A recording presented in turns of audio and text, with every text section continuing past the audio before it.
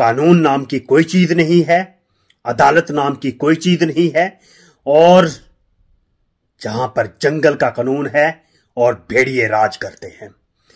तो अब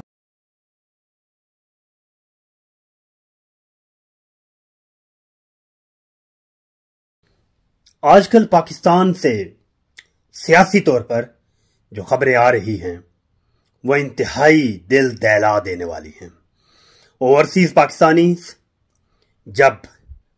पाकिस्तानियों में से एक बहुत बड़ी तादाद जो है, जो जब इमरान खान और तहरीक इंसाफ से मुतल्लिक ढाए जाने वाले मुजालिम को देखती है और सुनती है तो यकीनन उनके रोंगटे खड़े हो जाते हैं और पता चलता है, महसूस ऐसे होता है कि ये पाकिस्तान नहीं बल्कि कोई ऐसी जगह है कि जहां पर लॉ लेसनेस है, कानून नाम की कोई चीज नहीं है, अदालत नाम की कोई चीज नहीं है, और जहां पर जंगल का कानून है और भेड़िए राज करते हैं। तो अभी पूरी की पूरी तहरीक इंसाफ की जो टॉप लीडरशिप है, इवन अपोजिशन लीडर कौमी असम्बली के, ठीक है, उसके बाद सेनेट के, उसके बाद पंजाब असम्बली के, और बहुत बड़े बड़े जो तहरीक इंसाफ के रहनुमा हैं, उमर अयूब साहब समेत, इन सब को 10-10 साल की सजाएं सुना दी जाती हैं। क्या ये इंसाफ है? क्या ये अदालतें हैं?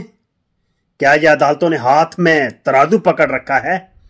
या जैसे व्हाट्सएप पे कॉल आती है या कहीं से कॉल आई या लिखा लिखाया फैसला आया और वो आगे डिलीवर कर दिया, क्या जजेस इस काम के लिए रह गए हैं? अगर ऐसे ही तोप और टैंक से मुल्क चलाना है तो ये अदालतों की दीवारें गिरा दी जाएं। जो लोगों के आंखों के ऊपर जो पट्टी बांध दी गई है कि अदालतें हैं, अदालती निज़ाम मजबूत है, नहीं, कोई अदालती निज़ाम नहीं है। और इमरान खान से मुतल्लिक जो खबरें आ रही हैं कि उन्होंने कहा कि मैं जिस अज़ियत से गुजर रहा हूं, हो सकता है कि इसी रास्ते में ही मैं अल्लाह को प्यारा हो जाऊं। उनका लब्बे लबाब ये है बात करने का, तो ये इससे बड़ी और तकलीफ दे बात क्या हो सकती है?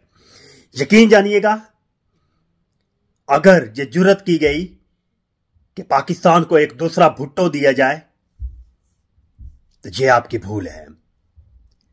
ये किसी भी हवाले से पाकिस्तान की फेवर में नहीं होगा। और अवामी मैंडेट को फॉलो किया जाए।